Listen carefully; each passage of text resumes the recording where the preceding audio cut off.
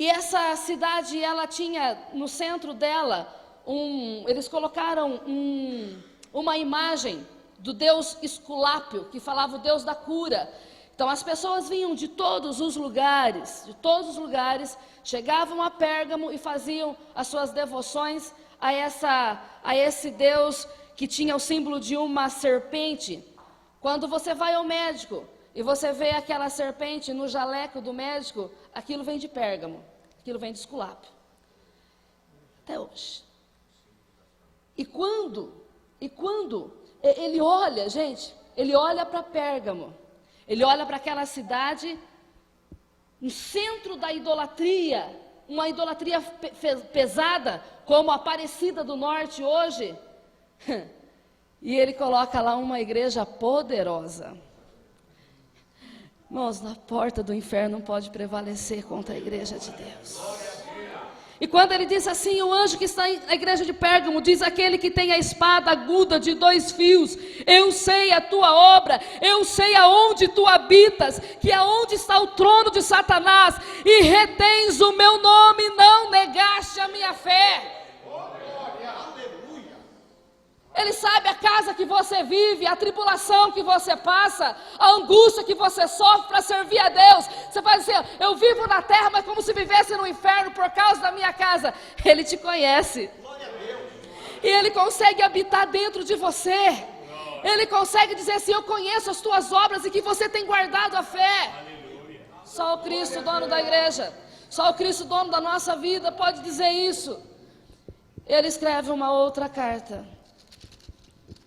para a igreja de Tiatira, um paradoxo da igreja de Éfeso. A igreja de Éfeso tinha doutrina, guardava a palavra ortodoxa. E a igreja de Tiatira era uma igreja muito amorosa. Pensa num povo amoroso, mas não tinha doutrina. Eles eram entregues às doutrinas de Jezabel, da prostituição, que entrou no território de Israel. Aí eles assim, eu conheço as tuas obras, eu conheço o teu amor, eu conheço a tua paciência, que vocês têm, o cuidado que vocês têm, mas eu tenho contra vós, que vocês têm abandonado a palavra. Então 2 coisas têm que andar junto, o temor a Deus, o temor da palavra e o fervor no coração pelas pessoas. O amor. Ele escreve uma outra carta para a igreja de Sardes. O anjo da igreja que está em Sardes escreve, diz o que tem os 7 Espíritos de Deus e os 7 estrelas. Eu sei as tuas obras, que tens nome de que vives, mas está morto. O que é isso? O dono da igreja, que faz o diagnóstico da igreja, ele entende que as pessoas cultuavam a Deus como vivos, mas espiritualmente a igreja estava morta. O que é isso? É professar a fé com os lábios, mas não ter compaixão no coração e não ter misericórdia das pessoas. A jogar princípios para fora e deixar rótulos e títulos e aparência prevalecer na vida da gente. Tem cara que está vivo, mas está morto. Só quem conhece a igreja pode dar esse diagnóstico. Eu não. Ele escreve uma outra carta que eu quero pregar nessas 2 últimas cartas. Igreja de Filadélfia. Essa igreja conhecida como a igreja missionária. Filadélfia ficava em um centro em que as pessoas desembarcavam e embarcavam para outros lugares. Então era uma cidade que recebia muita gente de outros lugares, que passavam por Filadélfia e iam para outros lugares. E quando ele diz assim, eu sei as tuas obras, e eis que diante de ti eu pus uma porta aberta. Às vezes a gente pensa que essa porta foi a porta da cura, a porta do milagre, a porta da prosperidade, uma cidade rica, uma cidade próspera, nada disso. O diagnóstico do Todo-Poderoso estava dizendo o seguinte, A porta que eu coloquei diante de vocês, a porta da evangelização. As pessoas que passavam por Filadélfia e iam para outros lugares, ninguém ia para outros lugares sem ouvir a mensagem de Jesus. Os irmãos da igreja tinham fervor no coração, entendeu? Eles estavam lá, desembarcava alguém de um barco, não, olha aqui um folhetim da palavra, nós somos devotos, nós somos defensores da fé de Jesus, aquele que morreu na cruz, aquele que ressuscitou, aquele que está vivo, aquele que é perdoador dos pecados, aquele que prometeu um dia de levar-nos para morar com ele, cessar o sofrimento da humanidade. Eu pus uma porta aberta e que ninguém pode fechar. Oh, sabe por que não pode fechar? Porque ele não arrebatou a igreja ainda. A igreja está na terra. O Senhor está dizendo: eis que eu coloquei uma porta aberta. Meus irmãos, essa porta que Deus colocou, desculpe me dizer, entendeu? Não é do Pernambuco, a do Pernambuco é por mão lá que está fazendo. A gente só dá amparo para ele aqui, para manter ele lá, para ele comprar as coisas dele, para ele fazer a obra. A porta aberta, meu filho, é todas as pessoas que se relacionam com você. Aleluia! Quantas das vezes a gente fala de missão, a gente fala porque é bonito, o tema é maravilhoso, o assunto é preciso, mas é muita teoria e pouca prática nos nossos dias. Moramos em uma rua, 1 ano, 2 anos, mudamos daquela casa e ninguém sabe que a gente é crente, porque nunca falamos de Jesus. É a porta aberta, entrada e saída. As pessoas trabalham conosco 10 anos na mesma empresa e nunca ouviu de Jesus por intermédio desta porta, que sou eu que recebi o evangelho, você que recebeu a palavra. Olha o diagnóstico do dono da igreja. O diagnóstico: eu conheço a igreja, eu pus uma porta aberta, mas não negaste o meu nome. Todos que entraram em Filadélfia receberam a palavra, todos que saíram de Filadélfia ouviram falar de Jesus. Ramão de Caramachai. Gente, segunda-feira eu tive uma experiência. Eu viajei esses dias, falei, pobre fica 4 dias fora, quase morre, mas depois que chega, você tem que fazer tudo. Uma segunda-feira corrida, tinha que dar aula na tarde, minha mãe tinha que levar no médico, morreu uma irmã da igreja, e eu aquela correria. Uma moça ligou para mim de Tápolis, conheci ela semana passada, perturbada por espíritos demoníacos, filha de um empresário de lá, apareceu na minha porta, conversei com ela, falei de Jesus, ela ligou para mim e falou assim: eu vou me matar, eu estou desesperada. Eu falei assim: não, você não vai, nós estamos fazendo uma campanha de oração toda terça. Falei com ela de Jesus, ela se acalmou e tal. Aí ela falou, eu falei assim: eu não posso ir aí hoje. Eu falei, o irmão que morreu, o outro chorando, e eu não é com ela no telefone. Aí eu falei para ela assim: filha, mas espera um pouquinho, eu vou ligar para uma pessoa, é outra cidade. Vou ligar para uma amiga minha, missionária, e ela mora aí, e ela vai orar por você. Eu liguei, expliquei, eu falei, é um caso urgente. Ela vai estar aqui comigo amanhã, mas eu queria que você orasse hoje por ela, que a minha cabeça não estava tranquila. Eu falei, se essa mulher se mata, aí como é que vai ficar? Entendeu? Ela falou assim, fica tranquila, eu vou orar por ela. Eu fiquei tranquila, falei, ela vai orar por ela, vai conversar com ela um pouco. E fui acudir nos outros e tal. Aí terça-feira ela chegou, eu parei o serviço, fui para a igreja 5 horas da tarde, e ela estava lá me esperando. Eu abracei ela e eu fiquei muito chateada. Eu falei assim, a irmã orou por você ontem, né? Ela falou, não, eu fiquei esperando até a noite e ninguém me ligou. Aquilo, o Espírito Santo falou assim, prega tão bonito no púlpito, tem tanto título e rótulo, mas era uma necessidade, não era uma igreja, não era muita gente, era um ser humano precisando de uma oração. Eu mudei de assunto, falei, entra aqui, vamos conversar. E os demônios foram embora daquela moça. Ela disse, quinta-feira eu venho aqui. Eu ando 20 quilômetros, 30 quilômetros, mas eu venho. Eu falei, vem. Eu falei, vai que eu deixo, manda ela ir para outro lugar e não cuida dela. Eu falei, que ela estiver boa, ela acha. Tá de compromisso com a porta que Ele nos deu aberta. Aleluia! Aleluia! Aleluia! Vamos falar menos e agir mais, porque Satanás não fala e faz, e a igreja fala e não faz. Aramai decomianda arabaço e derrai. Eu sinto a graça do Todo-Poderoso nessa noite.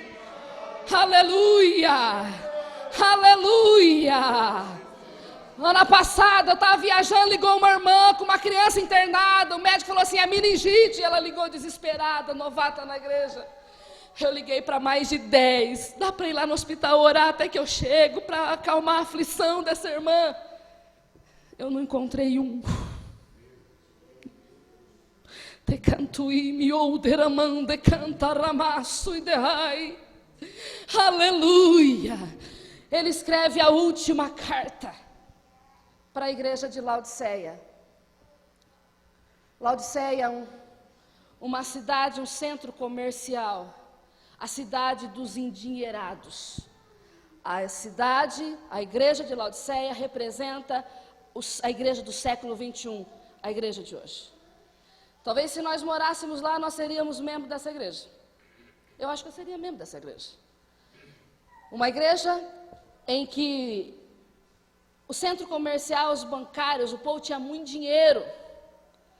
Os irmãos tinham fábrica de roupa, fábrica de tecidos, todo mundo muito bem vestido na igreja. Os irmãos eram riquíssimos, eles tinham laboratórios, fabricavam colírios, tinham farmácia, era muito médico nessa cidade, atraía muita gente, era a cidade dos endinheirados. E eu fico pensando, o Cristo da cruz, Ele fez o diagnóstico da igreja e Ele deu o pensamento dele. Ele disse assim, vocês não são frios e nem quentes. Vocês poderiam ser frios ou quentes, mas vocês não são. Ele estava dizendo o seguinte, aqui pertinho de Laodiceia tem uma cidade chamada Herápolis, se eu não me engano. São águas medicinais, águas quentes, as pessoas iam de longe tomar banho lá, eram as nossas Caldas Novas do Brasil. Aí você andava um pouquinho, você chegava na cidade de Colossos, alguns quilômetros, e as águas eram frias, águas medicinais também. E você andava mais um pouquinho, você chegava em Laodiceia, as águas eram mornas, não serviam para beber e não eram medicinal. Disse assim, vocês não são quentes como Herápolis, vocês não são frios como Colossos, vocês são mornos, vomitar-te-ei da minha boca. O que é que tinha essa igreja?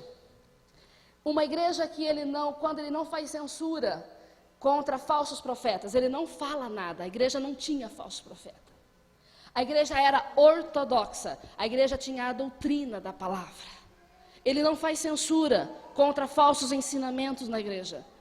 Seria a igreja perfeita, músicos, moderna. A igreja que eu congregaria. Você congregaria em Laodiceia. Porque aos olhos humanos era a igreja perfeita para qualquer um congregar. E o que é que tinha essa igreja? Que causava náuseas no Filho de Deus. Olhando o texto, ele diz assim, eu aconselho que vocês comprem ouro. Ouro. O verso diz assim, caramaço e derabaixo urimicai. Aleluia. Eu aconselho, verso 18 do capítulo 3, que de mim compres ouro provado no fogo, para que te enriqueças. Eles tinham bancários, centro comercial muito grande, mas eu aconselho que vocês comprem de mim, sabe por quê? Porque o dono da igreja enxergava uma igreja pobre espiritualmente. Aí ele diz assim, eu aconselho que vocês comprem vestes de mim, para que tampem a vossa nudez, a vossa vergonha. Mas os irmãos tinham tudo loja, era fábrica de tecido, fábrica de roupa. Mas espiritualmente eles estavam nus. Aí ele diz assim: eu aconselho vocês que comprem colírio de mim. Eles tinham fábrica de colírio, mas eles estavam cegos espiritualmente. Aleluia. Você sabe o diagnóstico que eu entendo? Que o Filho de Deus estava dando para essa igreja que estava causando náuseas nele. Ela tinha luz na cabeça, que era entendimento da palavra. Mas o que é que estava faltando nela? Fogo no coração. Aleluia, aleluia. Eu estou rico e abastado, não preciso de nada, eles diziam. Eles diziam assim: tu não sabes que é desgraçado, pobre, miserável. Ele estava dizendo o seguinte: aleluia, que a vossa vida, diante da vossa conduta, para mim é como um trapo de imundícia. Eu quero que vocês vivam o meu reino na terra.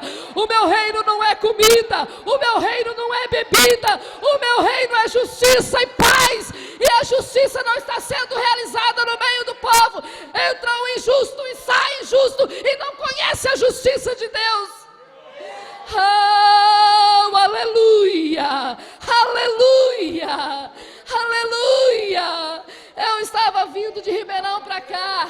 Eu falei: Espírito Santo, me faz lembrar a tua palavra, porque eu não vou ter tempo de ler a tua palavra. O Espírito Santo disse: falta fogo, falta fogo, falta fogo, fogo no coração, fogo que queima.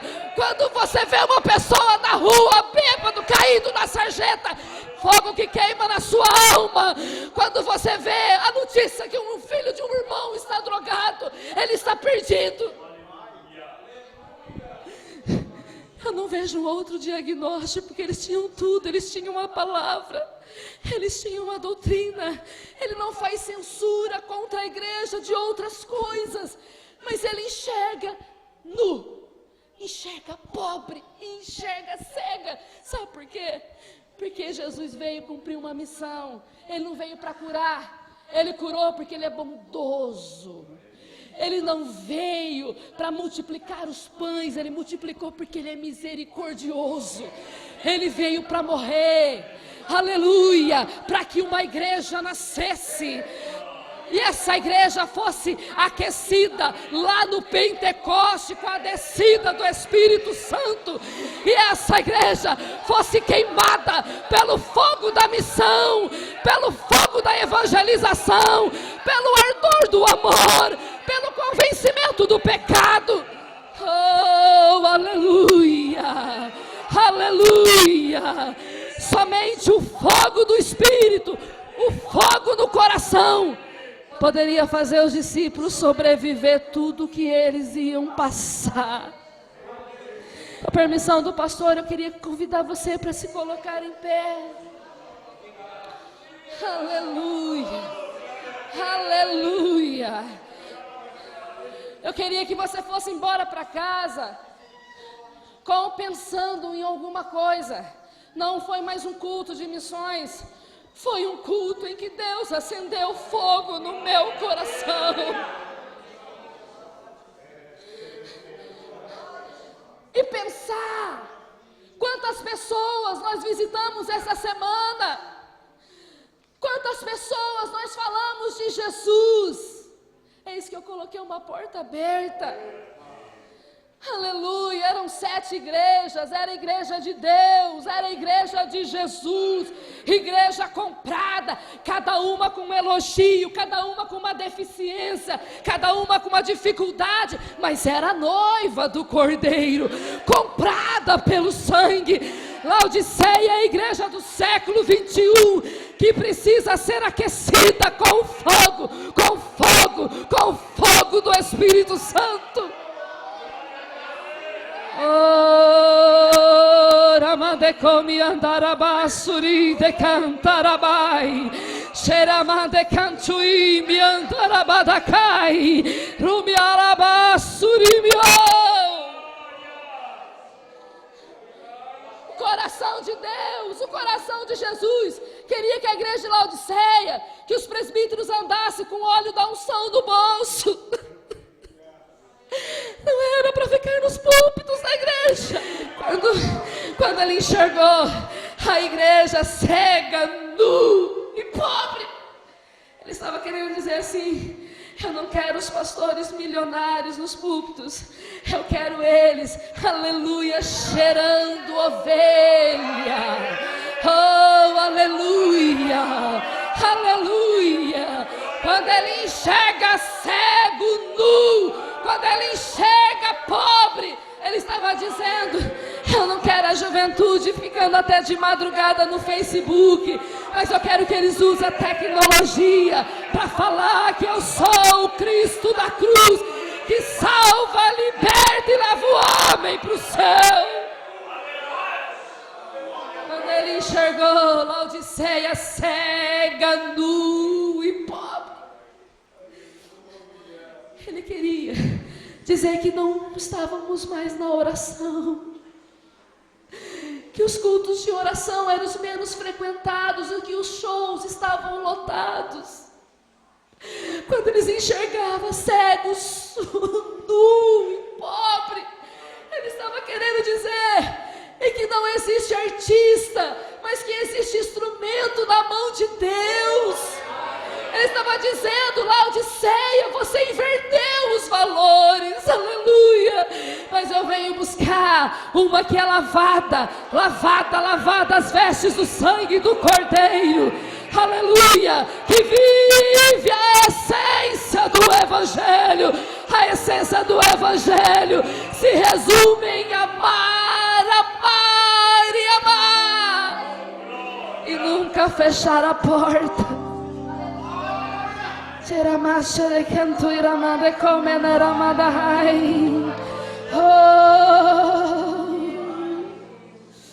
Eu quero que nesse momento você entra no mundo espiritual.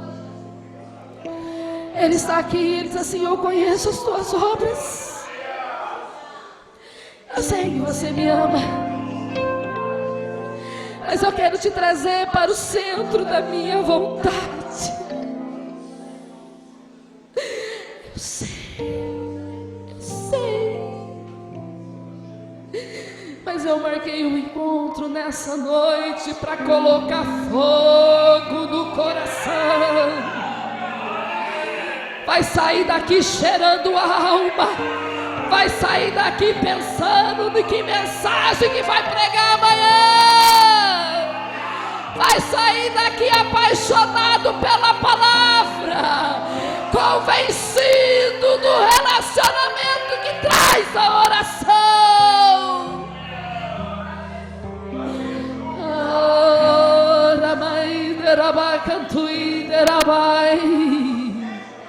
Senhor, visita os nossos corações,